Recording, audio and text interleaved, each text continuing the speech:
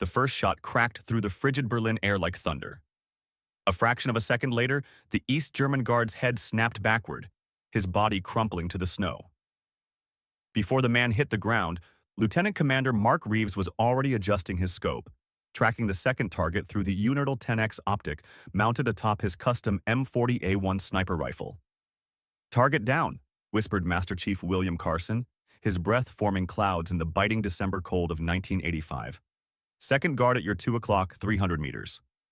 Mark controlled his breathing with practiced precision, feeling his heartbeat slow as he prepared for the second shot. Crosswind at 9 knots. Temperature at -15 Celsius. None of it mattered. 20 years of naval special warfare training had prepared him for this moment. The potential capture of Victor the Professor Reynolds, KGB's most elusive operative. The second guard moved into position, completely unaware that death was watching him through crosshairs. Mark made a minute adjustment for the man's movement, exhaled halfway, and squeezed the trigger. The second guard dropped without a sound. "2 for 2, Carson muttered, satisfaction evident in his voice. SEAL Team 6, making the impossible look easy. Their 6-man team had tracked Reynolds to this abandoned industrial complex on East Berlin's outskirts. After 5 years of hunting, America's most elite warriors were minutes away from capturing the man responsible for compromising dozens of Western intelligence assets. "Alpha Team in position," crackled the radio. "Bravo Team ready for breach. Awaiting your signal, Spectre." Mark clicked his radio twice. The signal to proceed. He watched through his scope as 4 shadow figures moved silently toward the complex. Then suddenly, floodlights blazed to life, bathing the entire area in harsh white light. "Ambush! Fall back!" screamed a voice through the radio before it dissolved into gunfire and screams. Mark and Carson watched in horror as their teammates were cut down by automatic weapon fire from multiple positions. They hadn't found Reynolds. Reynolds had found them. "We've been compromised," Carson said, his face pale. "Someone betrayed us." Before they could react, mortar rounds began impacting around their sniper position. The world exploded into chaos and darkness. 15 years later, Naval Special Warfare Command, Norfolk, Virginia. Remember, gentlemen, the deadliest weapon in modern warfare isn't some fancy new missile system. Master Chief William Wild Bill. Carson's weathered face scanned the young SEAL trainees seated before him. At 72, his hair had turned silver, but his eyes still held the intensity that had made him a legend. "It's information. Leaked intelligence killed more operatives during the Cold War than bullets ever did." Carson rolled up his sleeve, revealing a tattoo reading Ghost Hunt 85, a memorial to fallen comrades that none of the young SEALs fully understood. "Most of you were still in diapers when the Berlin Wall fell, but the tactics we learned hunting Soviet moles haven't expired. The technology changes, but human nature doesn't." Carson clicked to a slide, showing encrypted transmission patterns. "These were intercepted last month from the USS Defender in the South China Sea. Notice anything familiar?" he asked, directing the question to an intelligence officer in the back. Before anyone could answer, Carson's phone vibrated. The text message was brief. "Sit rep requested. SecNav's office. Immediate." Minutes later, Carson entered Rear Admiral James Harrington's office. At 65, Harrington had traded field operations for administration, but his office walls displayed the history of America's shadow wars. Operations the public would never know about. "I've got 2 dead SEALs and a compromised extraction mission," Harrington said, without preamble, sliding a classified folder across his desk. "The intelligence they were acting on came directly from the USS Defender. This is the 3rd leak in 6 months." Carson studied the documents, his expression darkening.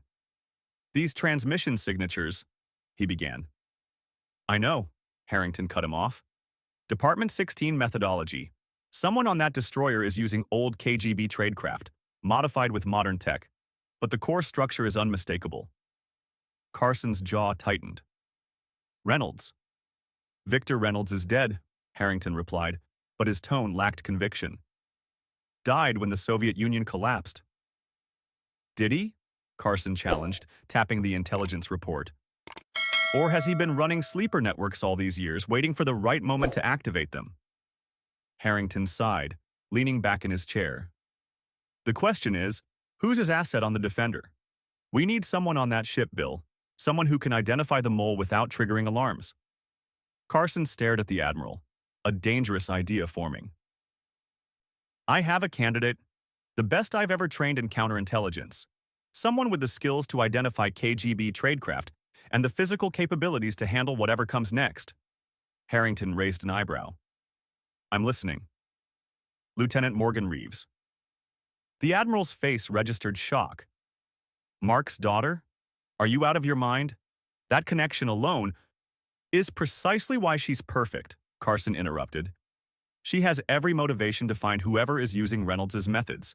She's one of only 3 women who've ever completed BUDS training, top of her class in advanced sniper school, and fluent in Russian.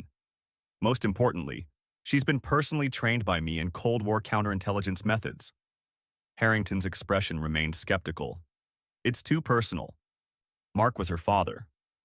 And that's why she'll succeed where others would fail, Carson insisted. She has the edge that only comes from absolute commitment.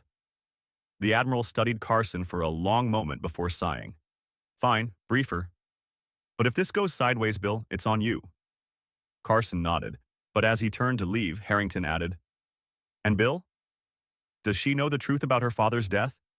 That it wasn't a training accident like we told her mother? No, Carson said quietly, but it's time she did. Lieutenant Morgan Reeves lay perfectly still in the dusty hills overlooking the Camp Pendleton sniper range, her breathing measured and controlled. Through her scope, she watched the newest SEAL candidates struggling with their first long-distance shooting exercises. Adjust for windage, Parker, she murmured to herself. Watching one trainee consistently miss right? The flags are telling you everything you need to know. At 32, Morgan had earned respect that came grudgingly in the male-dominated world of special operations. Her slender frame belied exceptional physical strength, and her dark hair was kept regulation short for field operations. But it was her eyes that most people remembered, steel gray, like her father's, with the same unnerving focus. Her satellite phone vibrated against her hip. The message was brief. Coronado, 1800 hours. Classified briefing. 3 hours later, Morgan entered the secure briefing room to find Carson waiting. His presence immediately put her on alert. Wild Bill didn't handle routine assignments. Sir, she acknowledged, coming to attention. At ease, Lieutenant, Carson replied, then hesitated. What I'm about to share is classified above top secret.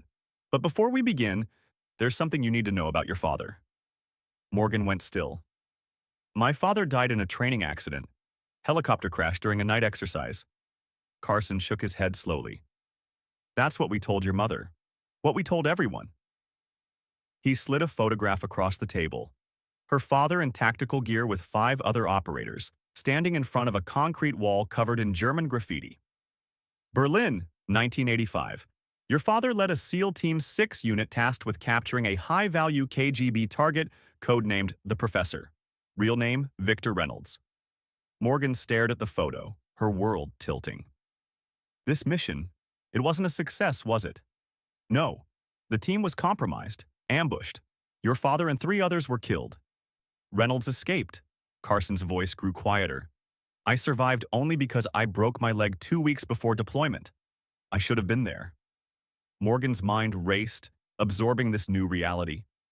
Her father, the man she'd idolized since childhood, hadn't died in some random accident. He'd been killed in action on a mission so classified, even his death had been covered up. Why tell me now? She asked, her voice steady, despite the emotional turbulence. In answer, Carson activated a wall screen displaying a satellite image of a U.S. Navy destroyer cutting through dark waters. The USS Defender. 3 weeks ago, a SEAL team conducted a classified operation based on intelligence transmitted from this vessel. The mission was compromised before it began. We lost 2 operators. Another image appeared. The aftermath of an ambush. Bodies being loaded onto a helicopter. Someone on the Defender is selling information, Morgan, and they're using encryption methods specifically associated with Victor Reynolds' network. Morgan's eyes widened. You think Reynolds is still active? After all these years? Or one of his sleepers, Carson replied. These are deep cover agents placed decades ago, activated only when needed. During the final years of the Cold War, the KGB planted several operatives within our military. Most were never found. Morgan processed this information, her tactical mind already analyzing implications. You want me to find them? Carson nodded. You'll be inserted onto the Defender as Petty Officer First Class Alexis Reeves, a communication specialist. Your orders will place you in the ship's communication center, where you'll have access to transmission logs and personnel files. He pressed a button on the remote, and a new image appeared. A man in his mid-40s with close-cropped dark hair. Lieutenant Commander James Coleman, the Defender's executive officer. He'll be your only contact on the ship who knows your true mission. Morgan studied the face, committing it to memory. Then her eyes narrowed. Coleman. Why does that name sound familiar? Carson's expression tightened almost imperceptibly. 15 years ago, he was a junior intelligence officer. He provided the intelligence that sent your father's team into East Berlin. Morgan went very still, connecting the dots. The intelligence that led them into an ambush. He was following orders, passing along information from sources he trusted, Carson said carefully. But yes, he was part of the chain that failed your father. Admiral Harrington believes having him as your contact adds a layer of motivation for everyone involved. Morgan's jaw set in a hard line. When do I start? Carson's weathered face showed a grim satisfaction. You already have. The USS Defender cut through the South China Sea like a gray phantom, its sleek profile designed to minimize radar signature while housing some of the most sophisticated weapon systems in the U.S. Navy. From the transport helicopter's deck, Morgan watched the Arleigh Burke-class destroyer grow larger, mentally reviewing her cover identity one final time. Petty Officer First Class Alexis Reeves. Communications specialist with 10 years of service. Transferred from the USS Roosevelt after a standard rotation. No remarkable achievements, no red flags. The perfect blend of competence and invisibility. As the helicopter touched down, Morgan grabbed her duffel bag and exited with practiced efficiency. A junior officer waited at the edge of the landing pad. Petty Officer Reeves, he shouted over the noise of the departing helicopter. Yes, sir, she responded, executing a crisp salute once they were clear of the rotor wash. Lieutenant Michaels, welcome aboard the Defender. You're expected in communications. I'll show you to your quarters first so you can stow your gear. Morgan followed Michaels through a series of hatches and narrow passageways, mentally mapping the ship's layout. The living quarters were cramped, with bunks stacked 3 high in compartments housing up to 20 personnel. Female enlisted quarters, Section C, Rack 17, Michaels explained. Your duty shift starts at 0800 tomorrow in the CIC. Chief Petty Officer Harrison is your immediate supervisor. He runs a tight ship, so don't be late. After changing into a working uniform, Morgan made her way to the Combat Information Center, the nerve center where all communications and intelligence operations were coordinated. She wanted to familiarize herself with the layout before her official shift began. The CIC was dimly lit and filled with the soft glow of dozens of monitors displaying radar, sonar, and communications data. Personnel moved with purpose between workstations. At the central command console stood a man whose bearing immediately identified him as someone in charge, Lieutenant Commander James Coleman. He was discussing something with an older man whose insignia identified him as Chief Petty Officer Samuel Harrison, the communications head who would be Morgan's supervisor. Coleman noticed her first, his eyes flickering briefly in recognition before his expression returned to professional neutrality. Can I help you, Petty Officer?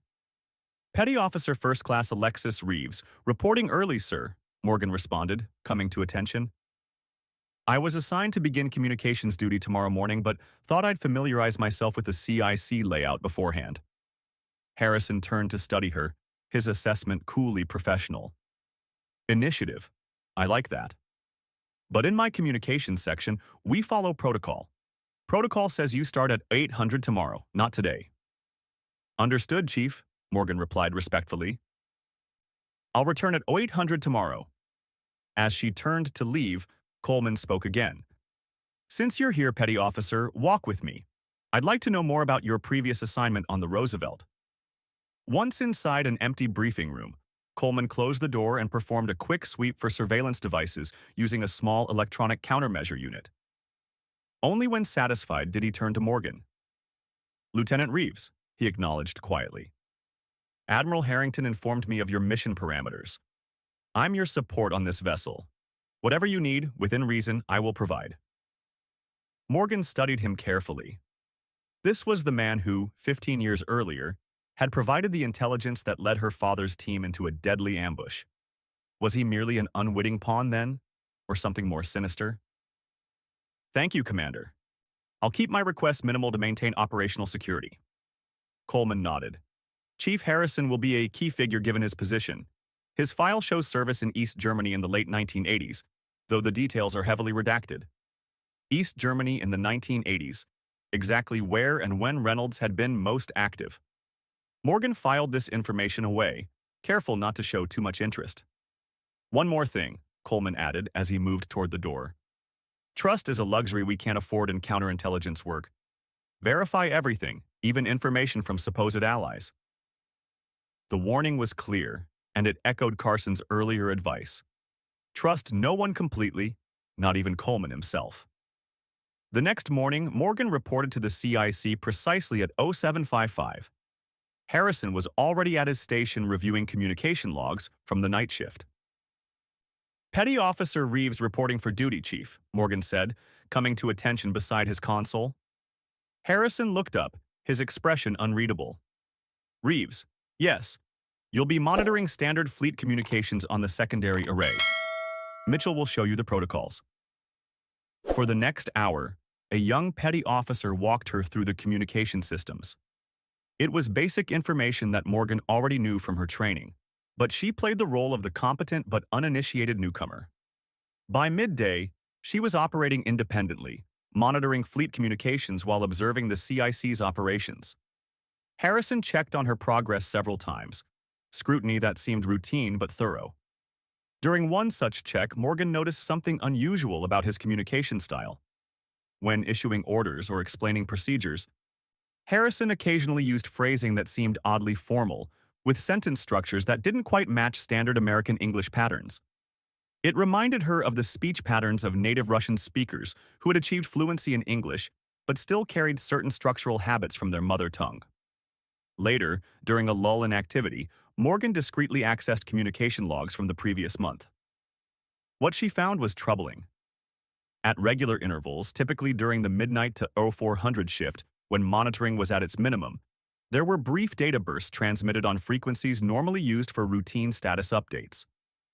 The bursts were short enough to appear as system noise to casual observation, but their regularity suggested purpose rather than random interference. The pattern was familiar to Morgan from her counterintelligence training, an old Cold War technique called burst transmission, where compressed data was sent in millisecond-long transmissions to avoid detection. That evening, Morgan entered the ship's mess deck to find it humming with the controlled chaos of dinner service. She collected her meal and surveyed the crowded room, identifying an empty spot at a corner table. As she navigated between packed tables, she cataloged faces and interactions. She had nearly reached her destination when a sudden shift in the ambient noise caught her attention. A table of young sailors had gone quieter, their attention fixing on her approach. 4 men, all appearing to be in their early 20s, watched her with the unmistakable expression of predators identifying potential prey. Morgan recognized the type immediately: young, cocky, probably fresh from training and full of unearned confidence. The tallest of the group, a sandy-haired young man with the physique of someone who spent considerable off-duty time in the ship's gym, led the way to her table. "Mind if we join you?" he asked, his tone carrying a familiarity he hadn't earned. Without waiting for an answer, he placed his tray opposite hers and sat down. "Plenty of room for everybody." Ryan Wallace, the sandy-haired sailor, introduced himself. "These are my buddies, Matt Thompson, Chris Davis, and Evan Wright." Morgan nodded politely but continued eating, offering minimal engagement. "New aboard, right?" Wallace continued. "Saw you coming in on the supply chopper yesterday. Communications," someone said. "That's right. Morgan kept her responses short, her tone professional but not hostile. Don't see many women in your pay grade on destroyer deployments, Matt said, leaning forward. You must be good at what you do. The comment carried a suggestive undertone that wasn't lost on Morgan. I do my job, same as everyone else, she replied evenly. Oh, I'm sure you're not the same as everyone else, Wallace said, his eyes making a deliberate sweep of what he could see of her figure. Morgan looked down at his hand on her wrist, then back up to his face. Her expression remained calm, but something shifted in her eyes, a warning that would have been clear to anyone with proper training or survival instincts. Remove your hand, please, she said quietly, each word precisely enunciated. Wallace's smile widened, mistaking her control for weakness. Come on, don't be like that. We're just getting to know each other. Last warning, Morgan said, her voice barely above a whisper. Remove your hand. In the space of a heartbeat, Morgan executed her response. Her free hand moved with controlled precision, fingers targeting a pressure point on Wallace's forearm that immediately caused his grip to spasm open. Before he could react, she had captured his wrist, twisting it into a joint lock that forced him face down onto the table with his arm bent behind his back at an unnatural angle. The movement was so swift and efficient that Wallace didn't have time to resist or even shout. One moment he was in control, the next he was immobilized. I asked politely. Twice, she said, her voice still calm but now carrying an unmistakable edge of authority. Politeness failed. You crazy bitch, Wallace gasped, his face contorted with pain and humiliation. Let me go. This is assault on a fellow sailor. Incorrect, Morgan replied evenly. This is appropriate response to unwanted physical contact after multiple warnings. Standard protocol would define your actions as sexual harassment. What exactly isn't over, Seaman Wallace? A commanding voice cut through the tension. Lieutenant Commander Coleman stood at the edge of the confrontation, his expression stern as he surveyed the scene. Behind him were two master-at-arms, the Navy's equivalent of military police. Wallace straightened to attention, though his face remained flushed with anger. Nothing, sir. Just a misunderstanding. A misunderstanding that required you to be physically restrained. Coleman's tone made it clear he wasn't buying the explanation. His gaze shifted to Morgan. Petty Officer Reeves, care to clarify? Seaman Wallace and his companions invited themselves to my table, sir. Morgan came to attention as well. When asked to leave, Wallace initiated unwanted physical contact. I responded with appropriate restraint techniques after issuing multiple warnings. As the crowd began to break up, Morgan noticed something unusual. During the confrontation, when Wallace's sleeve had ridden up his arm, she had glimpsed what appeared to be a small tattoo on the inside of his wrist. Not a typical sailor's tattoo, but the distinctive insignia of NCIS, the Naval Criminal Investigative Service. Interesting. Wallace might not be exactly who he appeared to be. Over the next 2 days, Morgan settled into her role, carefully observing Harrison's activities while performing her assigned duties. On her third night aboard, she was assigned to the midnight shift, exactly when those suspicious transmissions typically occurred. The CIC operated with reduced staffing during these hours. With fewer eyes watching, Morgan could more thoroughly investigate the suspicious burst transmissions she had detected in the logs. Around 200, when the night watch was at its most somnolent, Morgan began her real work, setting up a passive monitoring program designed to detect and record the burst transmissions without alerting their sender. At Aro 331, exactly as predicted from the pattern she had observed in the logs, the system registered a burst transmission lasting less than half a second. Her monitoring program captured it completely. She continued her regular duties until the shift ended at 0800, the captured data securely stored for later analysis. Back in her quarters with her bunkmates on duty elsewhere, Morgan finally had privacy to examine what she had captured. What she found confirmed her worst suspicions. The burst contained compressed data that, once decrypted, revealed fragments of classified information about the Defender's patrol route, weapon system status, and, most alarmingly, details about an upcoming SEAL team insertion scheduled for the following week. This was exactly the kind of information that had compromised the previous SEAL operation. History was preparing to repeat itself. Morgan needed to contact Carson immediately. Using the secure communication function on her specialized phone, she composed an encrypted message detailing her findings, including the specific encryption method used on the burst transmission. Carson's response came 3 hours later. Encryption pattern recognized. Soviet KGB variant, specifically Department 16 methodology circa 1980, modified with modern algorithms but core structure unchanged. Only a handful of operatives were ever trained in this specific technique. Checking archives for possible matches. A second message arrived minutes later. Berlin, 1985, Operation Wolf Hunt. Your father and I encountered this exact encryption method used by Victor Reynolds. Continue monitoring. Extreme caution advised. That night, Morgan took a circuitous route to an isolated maintenance corridor where she had arranged to meet Wallace. She needed to verify her suspicions about him before proceeding further. She found him already waiting, his posture entirely different from the cocky sailor she had encountered in the mess hall, more disciplined, more alert, more professional. "You're not communications," he said without preamble. "Your hand-to-hand is too good. Your situational awareness is too sharp. The way you move through the ship, always noting exit points, always maintaining visual on all personnel. That's not standard Navy. That's special operations training." Morgan kept her expression neutral. "You didn't bring me here to discuss my resume, Wallace. What do you want?" Wallace rolled up his sleeve, revealing the tattoo she had glimpsed earlier. "Petty Officer Ryan Wallace doesn't exist.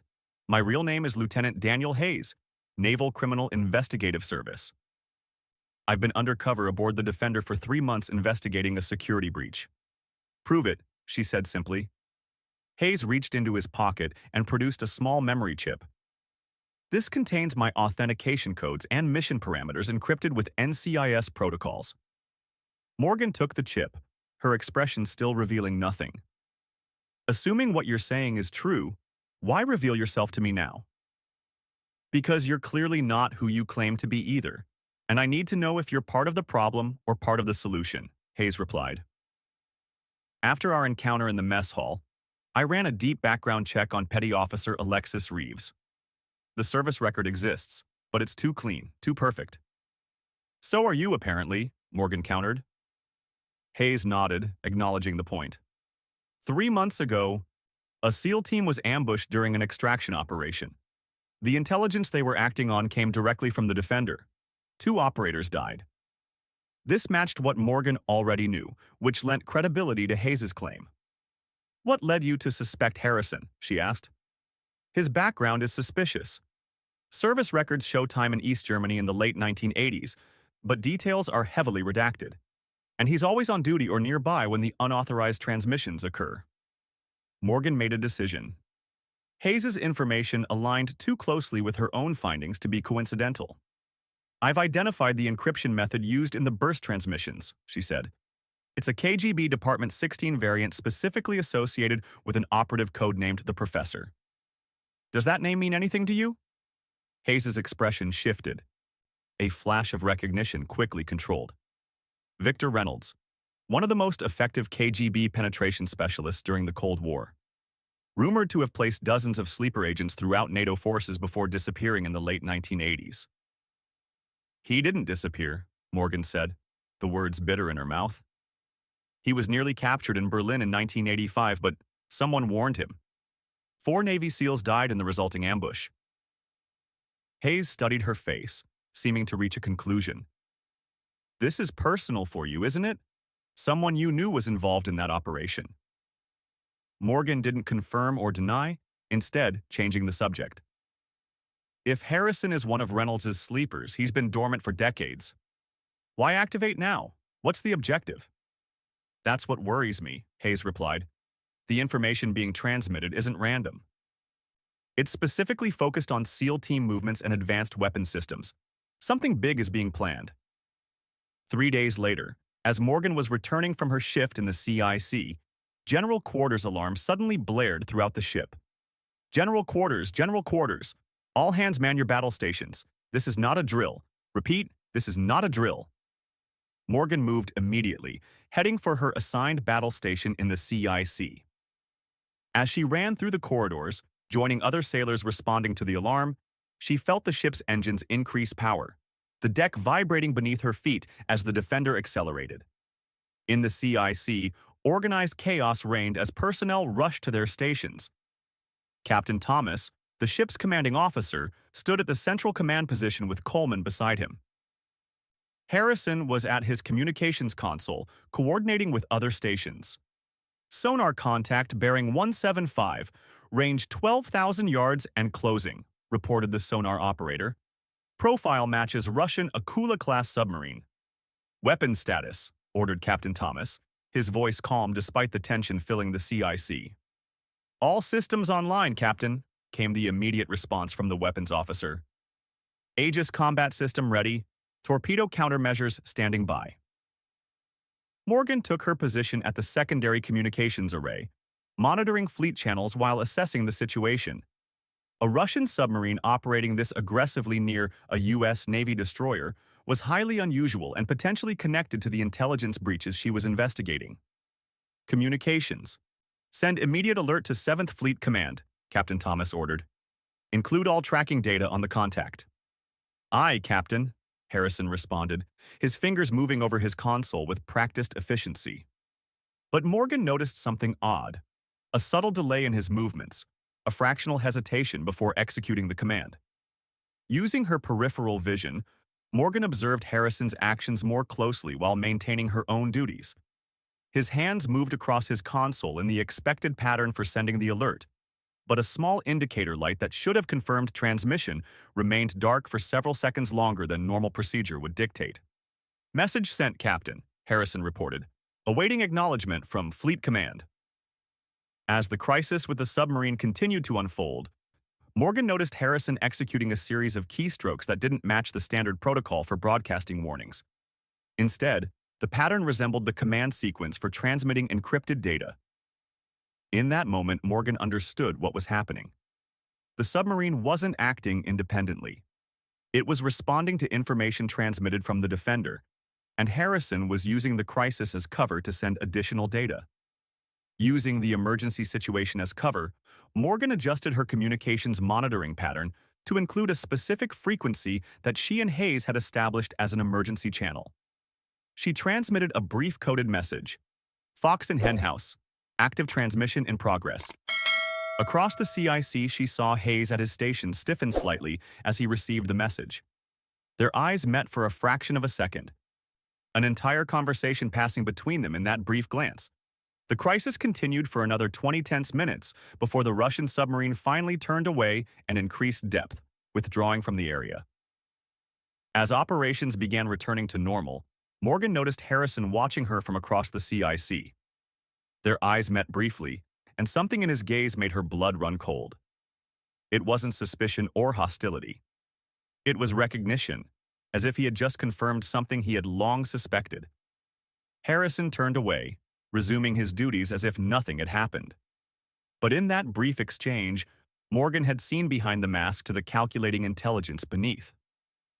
Later that night, while investigating a storage compartment that Hayes had identified as Harrison's potential hiding place for unauthorized equipment, Morgan made a critical discovery. Behind a stack of air filtration components, she found a sophisticated communications device. Russian-made, but modified with American components. As she completed her documentation, footsteps approached in the corridor outside. Morgan quickly replaced the communications equipment and concealed herself behind a tall rack of maintenance supplies. The door opened, and Harrison entered, closing it behind him. He moved directly to the hidden equipment, not bothering to check if the compartment was empty. He connected a small data drive to the device and initiated what appeared to be an automated file transfer. "You can come out now," he said quietly, his voice carrying a different cadence than his usual speech. "I know someone is here." Morgan remained motionless, controlling her breathing as she had been trained. Harrison smiled thinly. "Very well. If you won't show yourself..." He reached into his uniform pocket and withdrew a small remote control. "This storage compartment is rigged with a specialized device that detects unauthorized access. You triggered it when you entered." He moved toward the exit. "Don't worry, I won't alert security. That would be inconvenient for both of us. But know this, your investigation ends now. Any further interference will have consequences beyond your comprehension. With that cryptic warning, Harrison left the compartment. 4 hours later, alarms suddenly blared throughout the ship. Not battle stations alarms, but security alerts indicating an internal threat. Security breach in communication system, announced the ship's automated security protocol. All stations initiate containment procedures. Captain Thomas strode into the CIC, his expression thunderous. Report, he demanded. Coleman, already at his station, responded immediately. Sir, security protocols have identified unauthorized access to classified communication systems. The intrusion appears to originate from... He checked his display, then looked up with a grim expression. Petty Officer Reeves's terminal, sir. All eyes in the CIC turned toward Morgan, who maintained her composure despite the sudden threat. This was Harrison's countermove, framing her for his own activities. Petty Officer Reeves, Captain Thomas said, his voice cold with authority, step away from your terminal and place your hands where I can see them. Morgan complied immediately, knowing that resistance would only worsen her position. 2 armed security personnel entered the CIC, moving to flank her. Sir, I can explain, she began, but the captain cut her off. Save it for the investigation, Petty Officer. Security, escort Reeves to the brig. Full isolation protocols. As the security team led her from the CIC, Morgan caught a glimpse of Harrison watching from his station. His expression was professionally concerned and appropriate for the situation, but his eyes told a different story. Satisfaction at a plan well executed. The brig was a small, austere compartment deep within the ship. Morgan was placed in a cell with a simple bunk, sink, and toilet.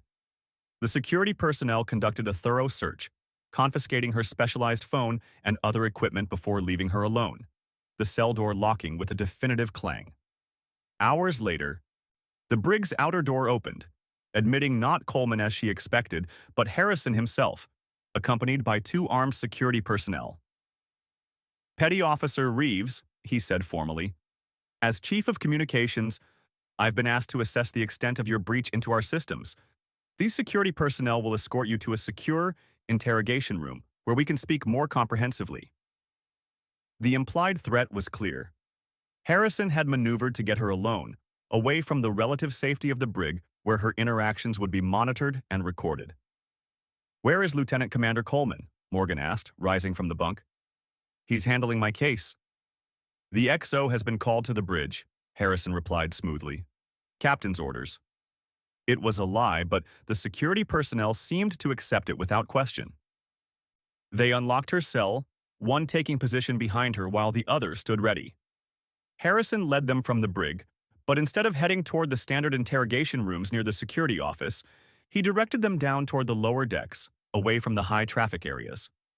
They reached a small compartment deep within the engineering section, far from normal crew movement patterns. Harrison used his access card to open the door, revealing what appeared to be a makeshift office space with a table and chairs. Wait outside, he instructed the security personnel. This discussion involves classified systems. You don't have clearance. The security officers hesitated briefly before taking positions outside the door. Harrison closed it behind them, then turned to face Morgan, his demeanor changing instantly. Gone was the professional naval officer, replaced by something colder and more dangerous. Lieutenant Morgan Reeves, he said, switching to flawless Russian-accented English. Daughter of Mark Reeves, SEAL Team 6 operator. How very interesting that our paths should cross after all these years. Morgan abandoned her petty officer persona, straightening to her full height. You know who I am. I suspected from the moment you handled Wallace in the mess deck, Harrison replied, circling her slowly. That level of training is distinctive, but confirmation came when you accessed my communication equipment. Who are you really? Morgan demanded, though she already suspected the answer. Harrison smiled thinly. Harrison is one of many names I've used over the decades.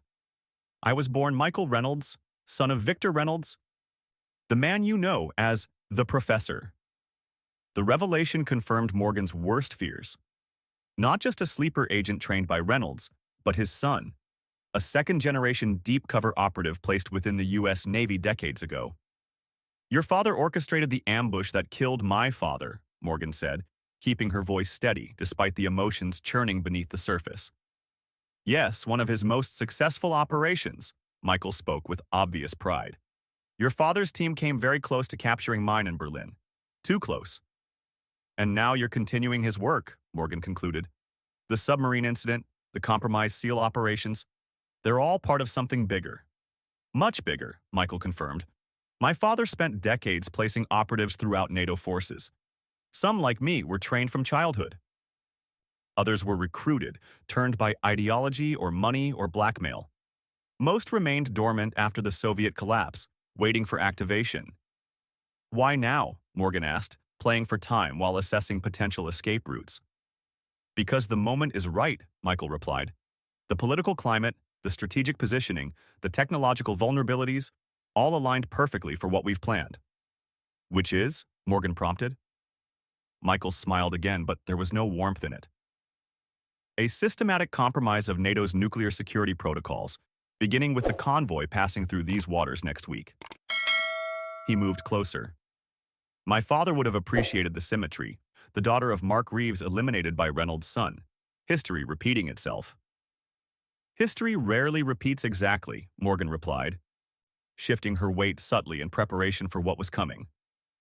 Michael's hand moved to his waistband, drawing a small non-standard sidearm, likely a specialized weapon that wouldn't register on the ship's weapons detectors. Unfortunately, our conversation must end here. Your interference has become too problematic. Before he could raise the weapon fully, the compartment door burst open. Coleman stood in the doorway, his service pistol leveled at Michael. Drop the weapon, Harrison, he commanded, or whatever your real name is. Michael's reaction was instantaneous.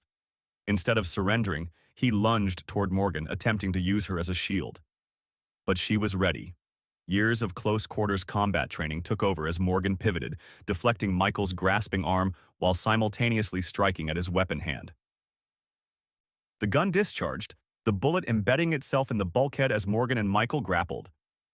Coleman held his fire, unable to shoot without risking hitting Morgan. Michael was skilled, his movements suggesting extensive hand-to-hand combat training. But Morgan had been trained by the most elite special operations unit in the world. She broke his grip on the weapon, delivering a precise strike to a nerve cluster that temporarily paralyzed his arm. The gun clattered to the deck, and Morgan followed through with a combination of strikes targeting vulnerable pressure points. With both opponents now unarmed, the fight shifted to pure hand-to-hand combat. Despite his age, Michael moved with the precision and power of someone who maintained rigorous training. But Morgan matched him technique for technique, her SEAL training evident in every movement. The end came swiftly.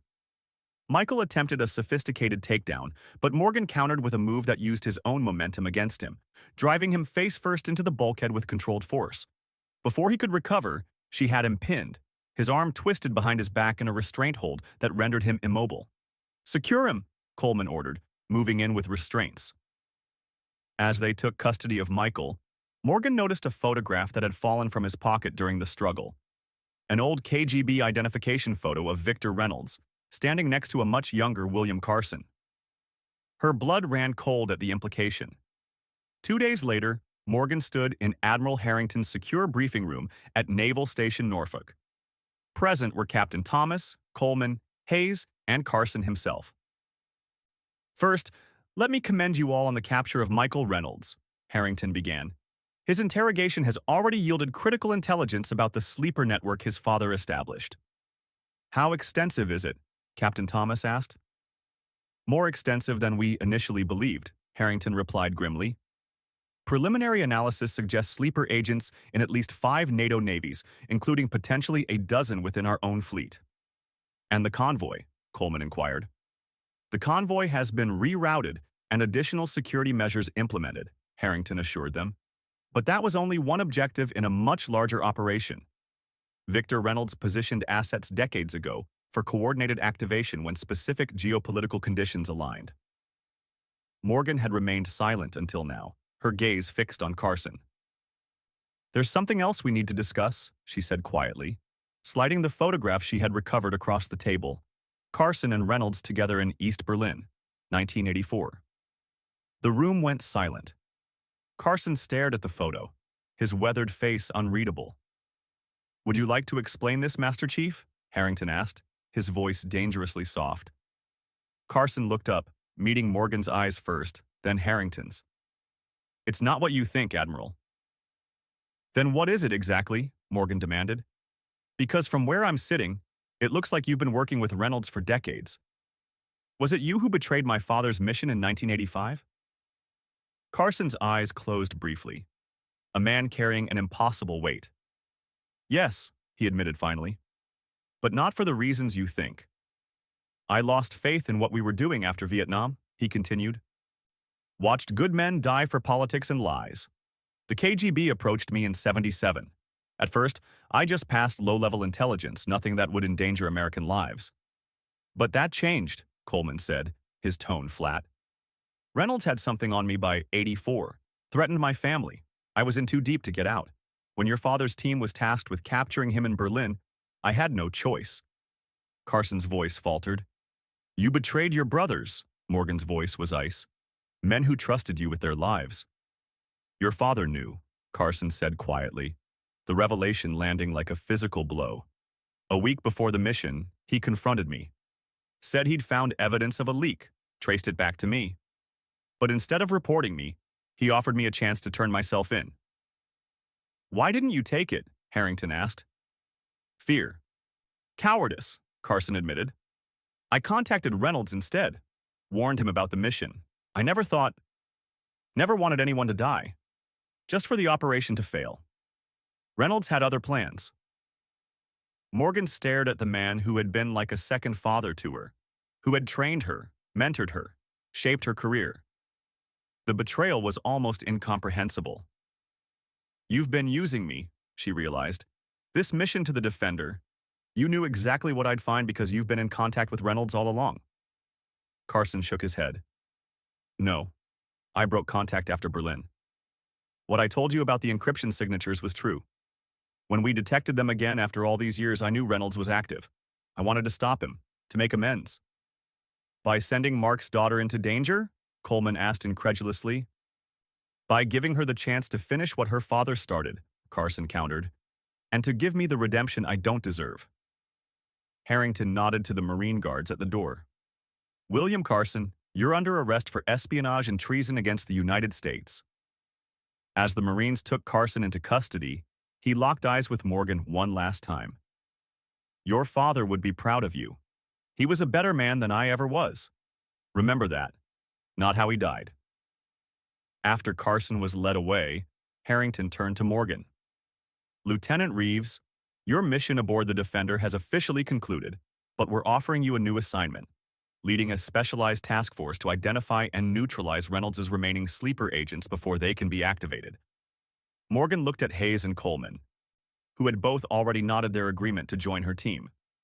"Victor Reynolds is still out there," she said. "And now we know he's operating from Cuba, using infrastructure left over from the Cold War. I want him, Admiral. Not just his network, him personally."